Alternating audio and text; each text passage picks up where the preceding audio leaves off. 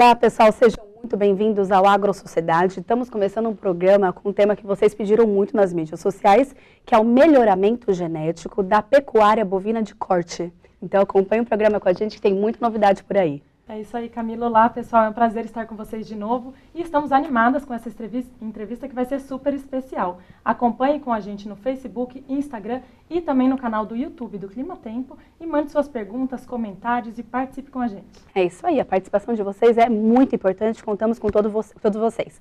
Bom, e para falar da melhoria genética na pecuária, nós convidamos um especialista no assunto, o CEO da Agropecuária Jacarezinho, o Ian Rios. Ian, seja muito bem-vindo aqui no Agro Sociedade. Muito obrigado pelo convite, é um prazer estar aqui com vocês e poder responder suas perguntas, tirar algumas dúvidas sobre o melhoramento genético bovino. Perfeito, é um prazer enorme recebê-lo. Bom, e para começar, você tem uma carreira muito curiosa e muito interessante, então a gente queria começar falando disso. Um inglês, que recém-formado veio ao Brasil e começou o trabalho com genética de grãos. Como é que foi o processo para a pecuária e o que fez você brilhar o olho pelo Brasil a ponto de querer ficar aqui no país? Um jovem recém-formado saiu da Inglaterra em busca de algo diferente, né?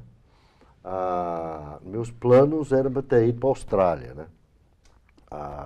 Mas aconteceu no dia de formatura, apareceu uma oportunidade para vir verificar um trabalho que um pessoal havia iniciado aqui em melhoramento de planta e tinham comprado um programa de trigo no Rio Grande do Sul.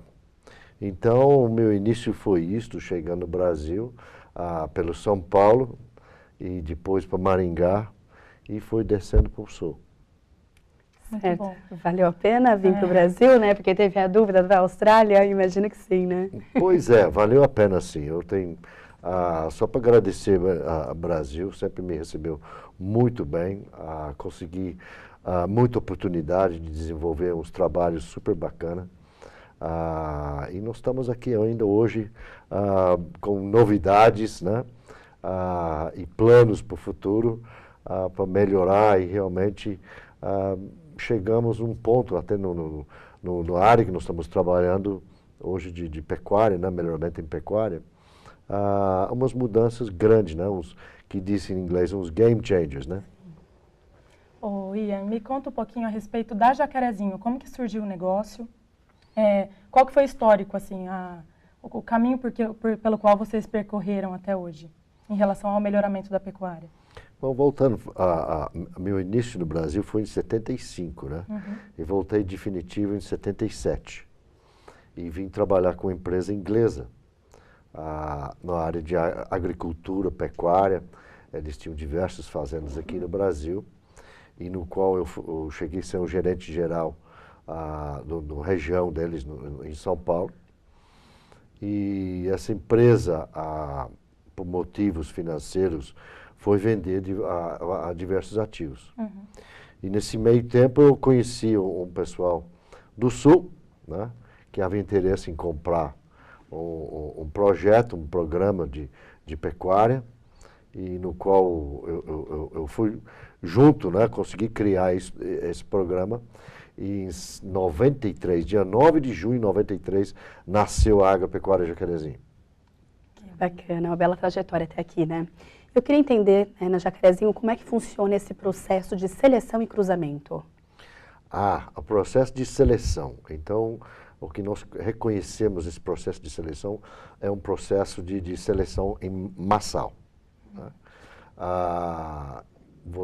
Enquanto você tem um processo de seleção massal, quanto mais indivíduos, né, ou mais seres que sejam, né, dentro dessa seleção, então matematicamente você tem os melhores oportunidades de pensar e identificar indivíduos que são melhores do que o resto da população, né? Eu sempre gosto de comparar isto, né, vamos supor, com uma seleção de futebol, né? Você vê, numa população de 200 milhões de habitantes que nós temos no Brasil, consegue-se selecionar um time razoável dentro desses 200 milhões para jogar uma Copa final do mundo, né? E quanto maior a população, obviamente melhor. Se você fosse fazer essa seleção, vamos supor, numa população só do Mato Grosso do Sul, né, ou de Santa Catarina, as oportunidades que você teria de selecionar jogadores com condições, habilidades suficientes para formar um time seria muito mais difícil, né? Então, você tem uma população quanto maior, mais ampla, de bovinos, né, para selecionar melhor que vai ser seu programa. Legal, até para eu entender melhor essa dinâmica, que não é muito minha realidade, para um produtor que está começando, para que ele quer formar um rebanho ou até melhorar a produtividade, quais são os principais atributos para se observar aí numa qualidade bovina, em relação à genética? Pois é, então nós estamos falando de seleção dessa massa, né, dentro de uma população grande, né? E em que vai selecionar? Para que vai selecionar esses animais, né? Nós, obviamente, temos uma população bovina no Brasil que é 80% da raça Nelore, que já é uma raça altamente adaptada às nossas condições tropicais, né? Então, dentro dessas condições que nós vamos buscar e medir os animais, seus desempenhos, né? Para achar esses animais que têm esses atributos, né? E os atributos que são os mais importantes, que nós consideramos para um pecuarista procurar é a velocidade de crescimento, né? Quanto tempo o animal leva para chegar a determinados pesos. E, obviamente, que é muito importante para o bovino, né? É o acabamento, a terminação, ou depositação de gordura, né? Sem a depositação de gordura, você não tem fertilidade por lado da fêmea, né? Que dentro do evolução de bovino, esse é um gatilho, né? Para a fertilidade em bovino. Se ela não tem um acabamento, você não tem fertilidade, né? E também é muito importante, porque você vai levar machos para abate, que o animal seja acabado, né? E esse acabamento acontece quando o animal termina de crescer, né? Certo? O animal vai crescer e quando ele chega à puberdade ou um determinado ponto do seu crescimento, que vai ter um acabamento. Então, isto nós consideramos muito importante, os atributos mais importantes para uma seleção, né? Perfeito. Então, a gente está falando principalmente em tempo de abate e peso.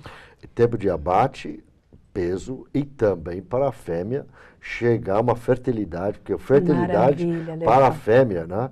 Nós temos um rebanho de fêmeas no Brasil que são as geradoras de carne, né? Não pode esquecer da fêmea, que ela é o fundamental, né? E ela depende tanto quanto o macho para esse acabamento. Porque se ela não tem acabamento, você não tem fertilidade. Você não tem fertilidade, né? Você não tem geração de novas espécies para vir entrar na máquina de produção. Perfeito. E sobre esse assunto, eu fico muito curiosa a respeito do cruzamento, que foi uma pergunta que a gente fez, né, nesses dois sentidos, na seleção e do cruzamento. Existe um modelo ideal do touro e da vaca? Ou a gente fala dependendo dos objetivos, ou dependendo da vaca, a gente escolhe determinado touro? Como que funciona esse cruzamento? Hoje, nós trabalhamos nosso grupo, né, que é Delta Gen. Nós ampliamos nossa população bastante através de parcerias, né, para ter uma seleção melhor. Então, hoje nós trabalhamos com 23 características, né? Os acasalamentos que nós façamos dentro do rebanho são feitos por computador, né? Então, nós utilizamos um touro que complementa a vaca, né, com aqueles qualidades, aqueles características que ela precisa se reforçar e ser melhor, né? Hoje, para um produtor que está comprando touro, ele está ou tem no mercado informações sobre esses touros que podem chegar para determinadas características que ele necessita dentro do seu rebanho. Se ele precisa aumentar a fertilidade da reposição, que ele está aumentando o rebanho novo, tá? Ele pode escolher animais com mais fertilidade, o que vai transmitir isto. Ele pode, se ele está querendo vender bezerros só para desmame, né? Ele pode buscar touros que tenham um peso maior para desmame. Enfim, são uma diversidade de coisas que ele pode usar para orientar essa seleção, né? E, felizmente, hoje, nós possamos dizer que a pecuarista, ele tem números para onde escolher um touro, né? Ele sabe que ele precisa, não é só uma genealogia que está disponível, né?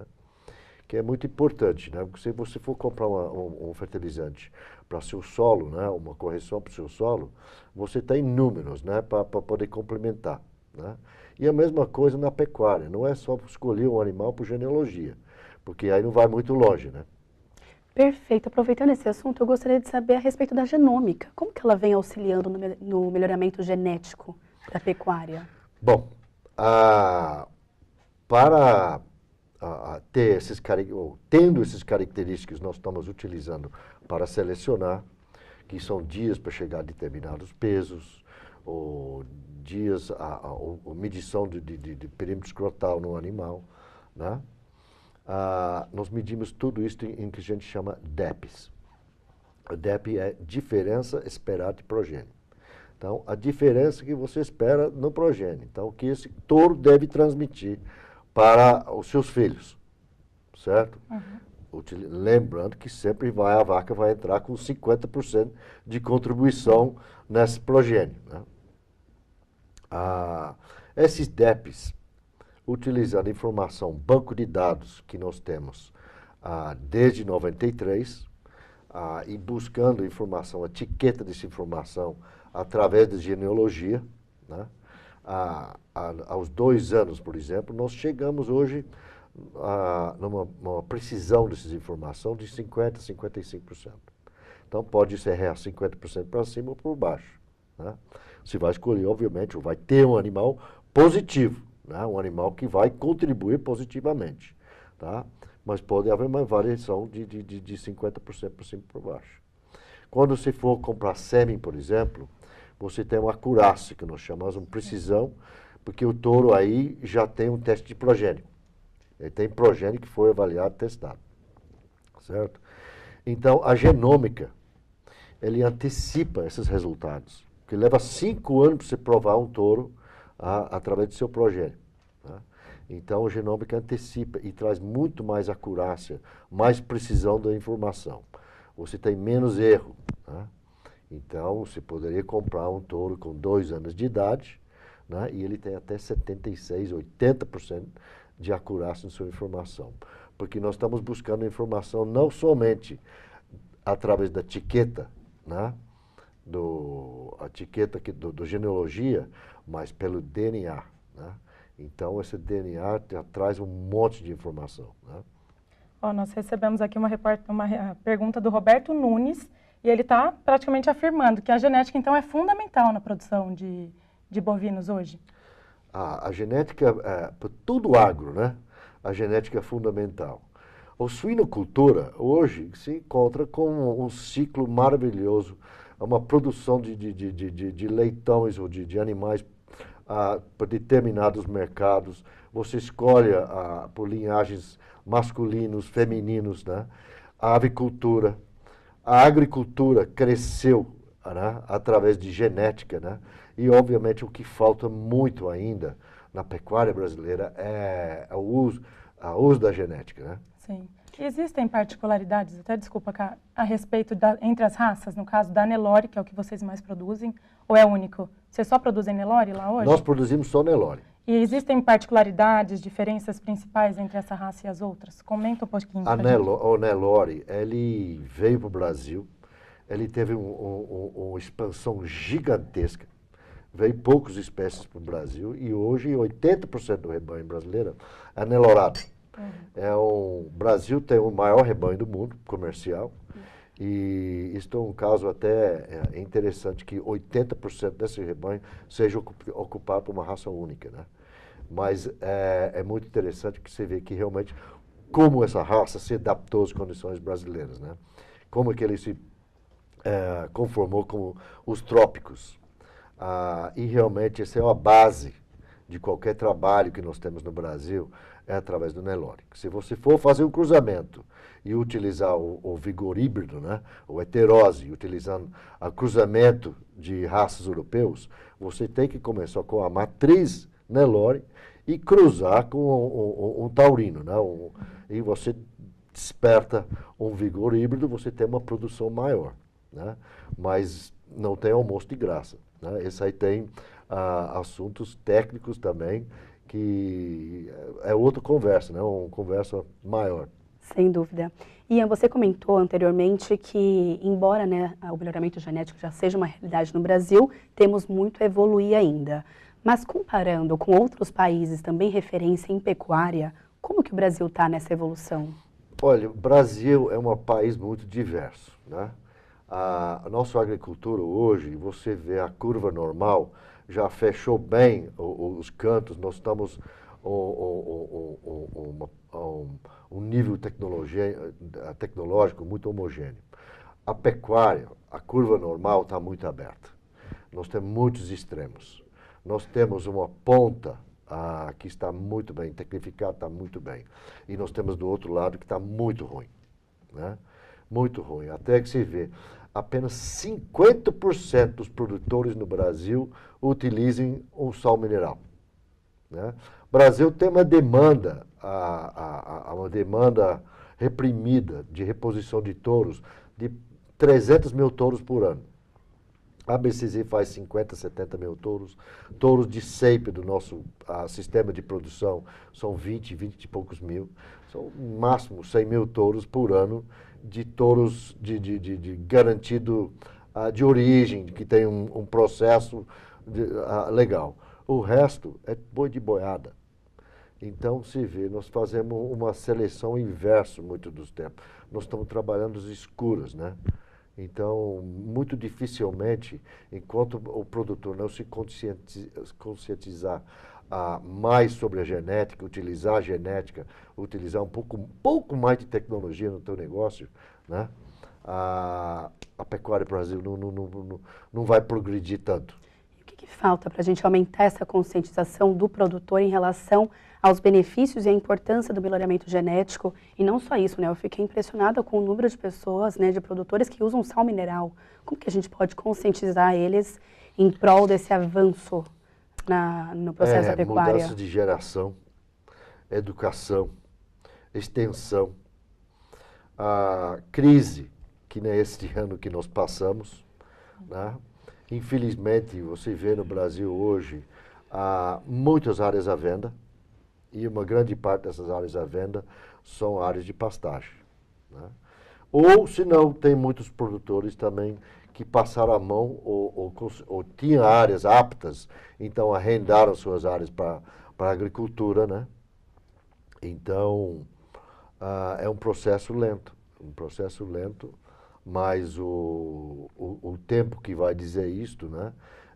E nós lembramos, nós somos produtores de commodity, um commodity de proteína vermelha, e passar crises, nós vamos passar crises como sempre, né? Isto não tem mapa que vai dizer como é que vai ser, assim como um futuro muito claro, né? Mas nos crises realmente nós devemos esperar que as pessoas se procuram se solucionar e resolver problemas técnicos e buscar uma produtividade maior. Sem dúvidas. E quais são as perspectivas aí para 2018 em relação, depois, né, desse ano turbulento que nós tivemos? 2018, eu acho que as pessoas vão voltar a refletir o que aconteceu em 2017, vão fazer muita lição de casa. Eu acho que poderá ter uma retração de investimento em tecnologia, infelizmente, né? Mais um atraso na pecuária em vez de um avanço, né? Vamos ver uma reposição de touro menor, nós vamos ver menos sêmen vendido e, às vezes, também menos pastos reformados, né? As pessoas vão pensar um pouquinho sobre o investimento na pecuária para o ano que vem.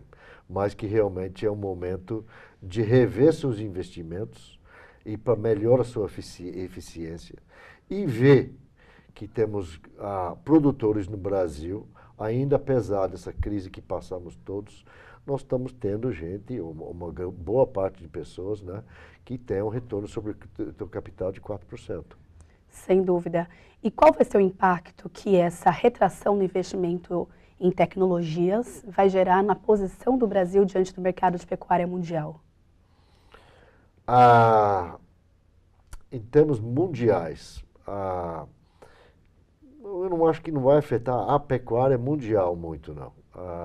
Eu acho que cada um tem seus problemas lá fora, né? Mas eu digo em relação ao posicionamento do Brasil, já que nós somos o maior rebanho bovino comercial. O Brasil tem uma proporção, que eu lhe disse, né? Que a gente tem uma certa excelência na pecuária, naquela ponta boa da curva, né? Uhum. A ponta extrema-direita, né? Que estão produzindo carne de qualidade.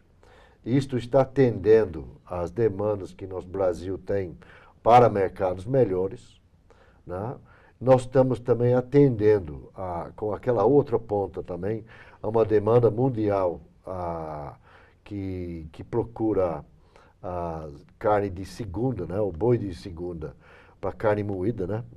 Carne de industrialização, também entendemos, né? O dólar está num patamar um pouco mais barato, mais barato real, né? Então, chegando 3,25, 3,30, que deve aumentar um pouco mais de exportação. Fala-se vai uma recuperação interna da economia brasileira, poderá ter uma melhoria. E eu acredito que o mercado para o ano que vem de carne vai ser bem estável, né? Não podemos esperar grandes altas, mas também eu acho que nós vamos se defender de problemas que nem que nós passamos aqui de 2017. Mas o mercado flat. Queria saber a respeito desses movimentos, né, em prol do vegetarianismo, do veganismo, da própria carne artificial que acabam auferindo o consumo da carne bovina na alimentação do dia a dia. Como que você vê isso em relação à pecuária nos próximos anos? Eu vejo como realidade, né? A carne artificial está aí, tanto a proteína branca ou vermelha, vai começar a ter mistura dentro de hambúrguer, etc. E vai ser por nossa competência há quanto tempo ele leva para crescer. Mais uma vez, eu friso que nós trabalhamos com commodities, né? E vai depender de preço, né? E nós estamos eficientes, a gente trabalha com uma genética boa, nós mantemos níveis altos de produtividade, então não vamos deixar muito espaço para a carne artificial entrar. Mas, pelo contrário, se nós trabalharmos ineficientemente, né, e essa carne entra, vai tomar espaço, vai começar a roubar espaço da produção de carne in natura. Exato, o setor tem que tomar muito cuidado até, né, promover algumas ações diferenciadas. E, inclusive, para encerrar, eu queria que você comentasse um pouquinho a respeito da ação que vocês estão promovendo agora, que é a hashtag Somos Todos Pantanal. Conta um pouquinho. A hashtag Somos Todos Pantanal. Nós começamos a trabalhar no Pantanal, nós já estamos com o rebanho no Pantanal, aí dia 27, nós temos o nosso primeiro leilão no Pantanal, estamos mostrando nossa genética lá, nós estamos com uma amostra maravilhosa de 250 touros que estão lá. Nós vamos ter também no dia uma palestra excelente do Antônio Tchaker, que é uma pessoa que eu considero que mais entende, né, da parte econômica, administrativa e econômica da pecuária nacional. Então, acho que vem a casar muito com tudo que nós conversamos hoje. E telespectador, ou quem quiser visitar a gente ou se acessar nosso evento lá, muito bem-vindo. Muito interessante. Nós, com certeza, vamos acompanhar através da hashtag Somos Todos Pantanal para saber como é que está indo essa campanha. E isso vem muito de frente com tudo que a gente comentou, né, da conscientização em prol desse avanço da pecuária aqui no Brasil. Perfeitamente. E é um prazer enorme recebê-lo. Muito obrigada pela sua vinda aqui no AgroSociedade e por compartilhar, né, tantos conhecimentos aí de uma carreira brilhante que você vem trilhando. Muito obrigado. Agradeço muito a oportunidade que eu vim falar. E sucesso no programa, né? Realmente Gostei muito de participar. Que Obrigado. bom. Muito obrigada. Bom, muito sucesso para vocês. Pessoal, muito obrigada aí pela participação de vocês. Um abraço especial aqui para Dalcione Inácio, que ela fala de Santa Catarina, Jacinto Machado. E para todo mundo aqui que mandou mensagem para nós e que participou do programa. É isso aí, pessoal. A participação de vocês é sempre muito bem-vinda. Continue contribuindo com a AgroSociedade e é um prazer novamente recebê-lo. E é isso aí, pessoal. Uma ótima semana e até o próximo AgroSociedade.